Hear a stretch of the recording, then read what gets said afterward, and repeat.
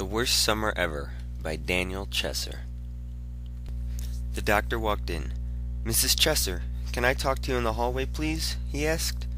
As my mom got up and left the room, she gave me a look, half of hope and half of dread.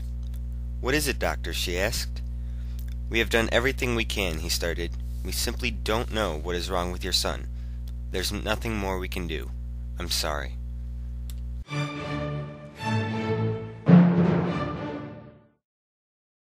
It all started the last week of 6th grade. School was coming to an end. Everyone was looking forward to summer vacation, including myself. One morning, 3 days before school let out, I awoke with a strange feeling. There was a dull ache in my knees and wrists. I had felt similar pain before when I sprained my ankle playing basketball, so I thought nothing of it. I got up, got dressed, and headed off to school.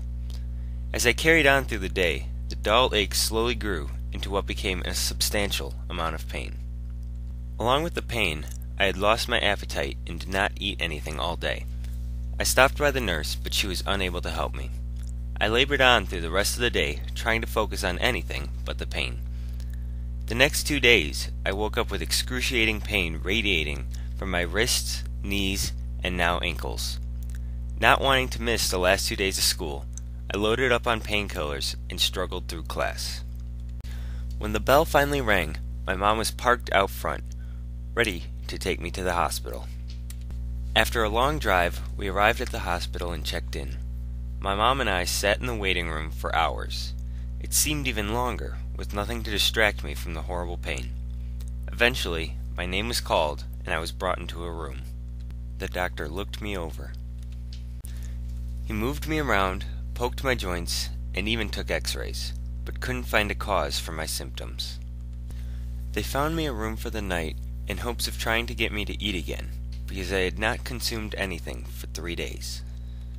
When the sun rose in the morning, nothing had changed. I was still in pain so bad that I was unable to walk or use my hands, and I hadn't eaten anything in 4 days. Since I was in such a terrible state, the doctors decided that I should remain in the hospital until they determined what was wrong with me. That day, the doctors began testing me for anything they could think of. I was poked and prodded, scanned and x-rayed. I had enough blood drawn to feed an army of vampires. I was hooked up to an IV and a feeding tube that throughout the day would pump liquid nutrients into my stomach. It went on like this for weeks. Every day, different doctors came in, asked the same boring questions, and did the same annoying tests. There was one particular test that I really didn't enjoy. The doctor would take a pointed object, like a pen, and scrape the bottom of my foot and test my reaction. The only upside to the continuous flow of doctors is that they all agreed to give me lots of morphine until a diagnosis and treatment could be discovered. After 2 weeks, a doctor walked in. "Mrs. Chesser, can I talk to you in the hallway, please?" he asked. As my mom got up and left the room, she gave me a look, half of hope and half of dread. "What is it, doctor?" she asked. "We have done everything we can," he started. "We simply don't know what is wrong with your son. There is nothing more we can do.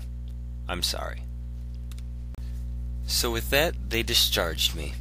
They sent me home with morphine pills and a referral to see yet another doctor who had no idea what to do.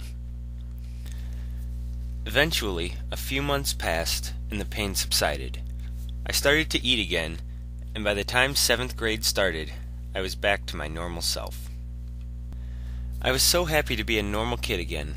I had spent the entire summer in hospitals and doctors' offices, and now it was finally over.